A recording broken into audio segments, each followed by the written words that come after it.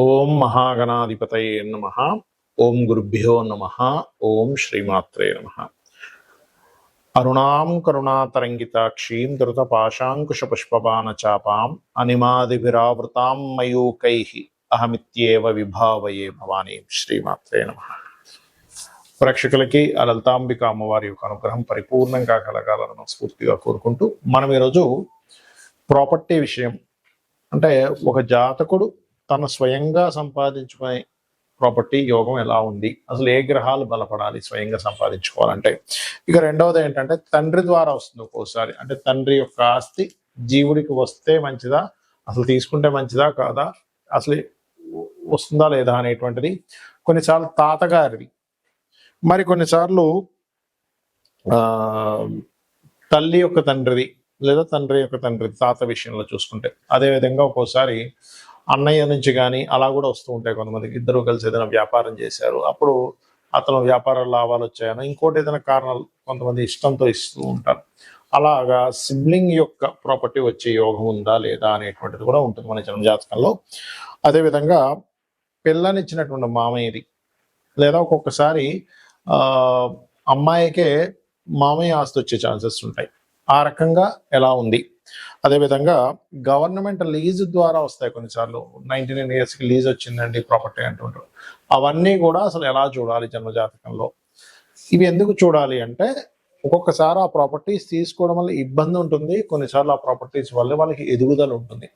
దానికి ధనభావం పడితే అద్భుతమైనటువంటి ఎదుగుదల ఉంటుంది, దానికి షష్టాష్టకాలు ఈ రకమైనటువంటి కాంబినేషన్స్ పడితే ఇబ్బందులు ఉంటాయి.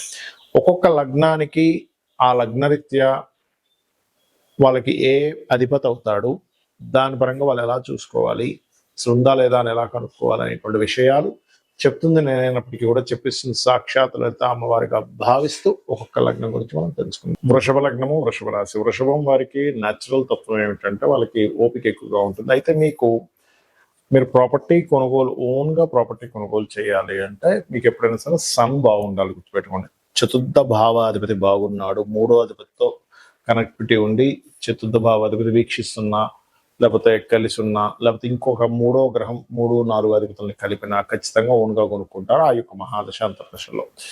మరి తండ్రి నుంచి వచ్చేటువంటి ప్రాపర్టీ మీకు కుజుడిస్తాడు. కుజగ్రహం గనక పాడైతే తండ్రి నుంచి ప్రాపర్టీ రాకపోవడం, వచ్చినా ఇబ్బంది పడుతూ ఉంటారు కాబట్టి అప్పుడు మార్చేసుకోవాలి. లేదంటే కుజుడు చాలా బాగున్నాడు, నాకు కుజుడు బాగుండి రవితో సంబంధాలు కలిగాడు, ఎక్కడ కూడా పాపగ్రహ సంబంధం లేదు, ఖచ్చితంగా ఆ యొక్క మహాదశ అంతర్దశల్లో అంటే కుజ రవి లేకపోతే ఒక్కోసారి గురు మహాదశల్లో ఈ దశలో మీకు వస్తుంది.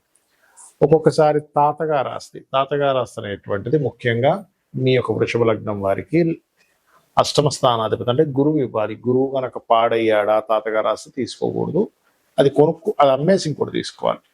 అలాగే గురుగ్రహం చతుర్థ భావానికి కనెక్టివిటీ వస్తే ఖచ్చితంగా తాతగారి నుంచి వస్తుంది మీ వృషభ లగ్నం వారికి. అలాగే జీవిత భాగస్వామి లేదా అమ్మమ్మ, నానమ్మ అనుకోండి ఉదాహరణకి, 7వ స్థానం బాగుండాలి, గుర్తుపెట్టుకోండి. 7వ స్థానాధిపతి గనక, అంటే సప్తమ స్థానం ఏమవుతుంది మీకు, కుజుడే అవుతాడు. అంటే తండ్రి ఆస్తికి సంబంధించిన కారకుడు కుజుడే అవుతాడు. అమ్మమ్మ యొక్క ఆస్తికి కారకుడు కుజుడే అవుతాడు. మన నానమ్మ ఆస్తికి సంబంధించిన కారకుడు ఎవరు అంటే నాన్న యొక్క తల్లి, అంటే దాన్ని మనం ఏం తీసుకుంటాము, 3వ స్థానంలోకి వస్తుంది. అంటే నాన్న అంటే 9వ స్థానము, తల్లి అంటే అక్కడ నుంచి తల్లి గారు అంటే 12వ స్థానం, అక్కడ నుంచి 4వ స్థానం అంటే 3వ స్థానం అవుతుంది. కాబట్టి వృషభం వారికి ఇది చంద్ర సంబంధంగా, అంటే చంద్రుడు బాగున్నాడు, నానమ్మ యొక్క ఆస్తి రావడం. ఈ రకంగా ఒక్కొక్క లగ్నం నుంచి ఒక్కొక్క ప్లానెట్ ఎలా ఉంది అనేటువంటి చూసుకోవాలి. జీవిత భాగస్వామి నుంచి రావాలి. అలాంటప్పుడు ఏమిటంటే 10th house is most important. అంటే జీవిత భాగస్వామి స్వయంగా సంపాదించింది ఇవ్వాలి.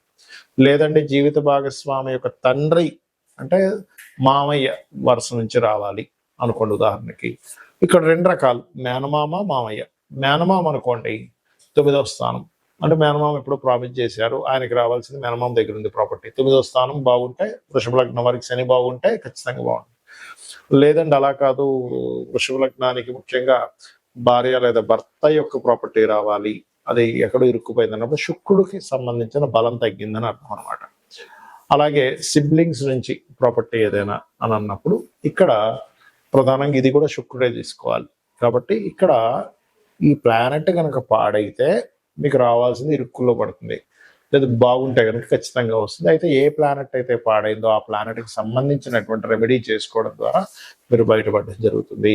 ఈ ప్రాపర్టీ విషయంలో సొంతంగా కొనుక్కోవడం ఒక ఎత్తు, మీ బంధువర్గం నుంచి రావడం అంటే తాత, తండ్రి, మామయ్య, అన్నదమ్ములు, గవర్నమెంట్ నుంచి రావడం ఒక ఎత్తు. అయితే ఎప్పుడు కొనుక్కోవాలి? ఇది చాలా ముఖ్యమైనటువంటి విషయం. ఎప్పుడైనా ఏదైనా ప్రాపర్టీ కొనుక్కోవాలన్నప్పుడు ఎప్పుడు కొనుక్కోవాలి అంటే, మీ జన్మ జాతకంలో సొంతంగా కొనుక్కునేటప్పుడు 4వ స్థానం గుర్తుపెట్టుకోండి. 4వ స్థానము లేదా కుజుడు, భూములు కొనుక్కోవాలన్నప్పుడు కుజుడు దగ్గర కానీ బుధుడు దగ్గర కానీ గుడ్ ట్రాన్సిట్ ఉండాలి. చాలా మంది ఏమంటే మేము కొనుక్కున్నామండి కానీ చాలా ఇబ్బందులు పడ్డామంటారు. ఎందుకు? కారణం ఏంటంటే 4వ స్థానానికి ఎక్కడా సరైన కనెక్టివిటీ లేదు. ఇది కేవలం మీరు కొనుక్కోవడానికి. మరి మీ తండ్రి నుంచి వస్తుంది. 12వ స్థానానికి సరైన గోచారం లేదా మహాదశలు బాగుండాలి. లేదా తాతగారు ఆస్తి తీసుకుంటున్నారు, అప్పుడేమిటి? 8వ స్థానం బాగుండాలి. ఆ టైంలో మీరు కొనుక్కునేటప్పుడు గోచారం బాగుండాలి. చాలా మంది తాతగారు ఆస్తి తీసుకున్నామండి అమ్మేసామండి అంటారు, తండ్రి గారు ఆస్తి ఇచ్చారు కానీ అమ్మేసామంటారు. కారణం ఏమిటి అంటే, ఆ యొక్క ప్రాపర్టీని ఇచ్చేటువంటి గ్రహాల యొక్క స్థితి గతులు సరిగ్గా లేవు అనేటువంటిది మనం అర్థం చేసుకోవాలి. ఇక అప్పుడు గోచారం బాగుంది, ఖచ్చితంగా తీసుకోవచ్చు. అయితే ఇందులో మీకు కనుక తాతగారు ఆస్తి కానీ తండ్రి గారు ఆస్తికి కానీ వచ్చిన తర్వాత ఇబ్బందులు ఉన్నాయన్నప్పుడు ఖచ్చితంగా మీరు ప్రాపర్టీని యాజ్ ఇట్ ఈస్గా అమ్మేసి ఇంకో ప్రాపర్టీ కొనుక్కోండి. యాజ్ ఇట్ ఈస్గా వాళ్ళు సంపాదించినటువంటి ఆ ప్రాపర్టీ ప్లేస్లో యాజ్ ఇట్ ఈస్గా మీరు ఉండకూడదు. లేదా రెంట్కి ఇచ్చేసి, ఇప్పట్లో అమ్మలేమన్నప్పుడు దాన్ని రెంట్కి ఇచ్చేసి ఇంకో దగ్గర ఉండడం అయినా మంచిది. ఇక అదేవిధంగా బాగోపోతే అమ్మేయాలని చెప్పాను. మరొక విషయం ఏంటంటే, ఇక్కడ మరి ఎప్పుడు కొనకూడదు అంటే, కేతు సంబంధం లేదా పాపగ్రహం గనక, నేను ఇంతకుముందు నేను చెప్పినటువంటి భావములు అంటే ఏ కాంబినేషన్స్ వల్ల ఎవరి నుంచి ప్రాపర్టీ వస్తుంది లేదా సొంతంగా కొనుక్కుంటారని చెప్పని అక్కడ గనక పాపగ్రహ సంబంధాలు ఉన్నా, ముఖ్యంగా కేతు సంబంధం కనుక వస్తే ఆ టైంలో మీరు కొనడం కానీ, ఇంకా ఎందుకంటే ఆ టైంలో అమ్మే టైం నడుస్తుంటుంది మీకు. కొంతమంది ఈ ప్రాపర్టీ అమ్ముదాం అనుకుంటారు, కేతు సంబంధం వచ్చినప్పుడు ఖచ్చితంగా అమ్మేస్తారు. కేతుతో పాటు గురు సంబంధం కూడా వస్తే మంచి రేటుకి అమ్ముతారు. ఇట్లా ఉంటుంది అనమాట. అలాగే సిమ్టమ్స్ ఏమిటి? మీరు అనిపించవచ్చు ఏమంటే, నాకు ఈ ప్రాపర్టీ పనికి వస్తుందని నాకు ఎట్లా అర్థం అవ్వాలి? ఎలా అంటే, ఇప్పుడు మనం ఒక ప్రాపర్టీ కొనేటప్పుడు కూడా మనకు తెలుస్తుందండి. ఆ ప్రాపర్టీ దగ్గర కొనడానికి వెళ్ళినప్పుడు ఏవో మనకు తెలియకుండా కొన్ని నెగటివ్, అంటే ఏదో గొడవ జరగడమను, లేకపోతే అక్కడికి వెళ్ళేటప్పుడు సంథింగ్ మన లైఫ్లో జరిగేటువంటి అనీజీనెస్లు కొన్ని జరుగుతూ ఉంటాయి. కారు ఆగిపోవడమనో, రాంగ్ రూట్లో వెళ్ళిపోవడమనో, అక్కడికి వెళ్ళాల్సిన ఇంకో దగ్గరికి వెళ్ళిపోవడమనో రాంగ్గా చూపించి, లేకపోతే అప్పుడే ఏదైనా దుర్వార్తలు వినడం, ఇవన్నీ కూడా మీరు కొనేటప్పుడు ప్రకృతి మీకు అందించేటువంటి ఒక సిమ్టమ్ అనమాట. అంటే అదొక చెప్తూ ఉంటుంది ప్రకృతి మనకి ముందుగా సందేశాన్ని ఇస్తూ ఉంటుంది. మనకు సందేహం వస్తుంది ఆ టైంలో. అయితే ఇక్కడ మీరు ఇది మీరు ఓన్గా కొనుక్కునే విషయంలోనే ఈ యొక్క ఇది తెలుస్తూ ఉంటుంది.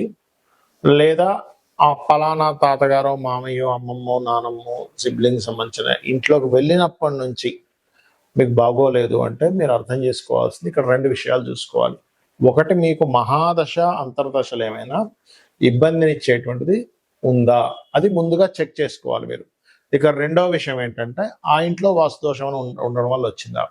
ఒక్కొక్కసారి మీకు అది కలిసి వచ్చే, మీకు తండ్రి వల్ల తాత వల్ల యోగం ఉన్నప్పటికీ వాస్తు దోషం వల్ల మీకు మహాదశ అంతర్దశల్లో బాగోపోవడం వల్ల వస్తుంది. అంతేగాని ప్రతిసారి తండ్రి ప్రాపర్టీ తాత ప్రాపర్టీ కలిసి రాకపోవడం ఉండదు. అవి చెక్ చేసుకుని అవి కూడా బాగున్నా సరే బాగోలేదంటే మీకు ఎక్కడో ఇబ్బంది ఉందని అర్థం.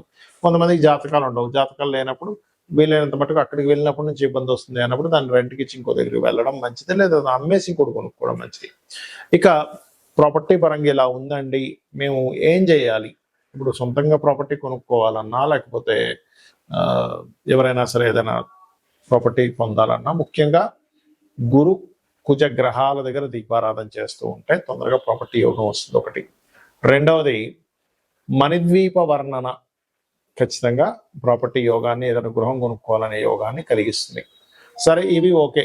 ఒక ప్రాపర్టీ కొన్నాము, అది కబ్జాలోకి వెళ్ళిపోయింది, లేకపోతే లిటిగేషన్స్ ఏర్పడ్డాయి, గొడవలు నడుస్తున్నాయి, ధర్మబద్ధంగా మీరున్నారు, అయినా సరే ఆ యొక్క ఆస్తికి సంబంధించింది మీకు ఎంతో పోరాడుతున్నారు, రావట్లేదు. అలాంటప్పుడు వారాహి అమ్మవారి యొక్క అష్టోత్తరము, వరాహ స్వామిని పూజించడము, ఇవి చేయాలి.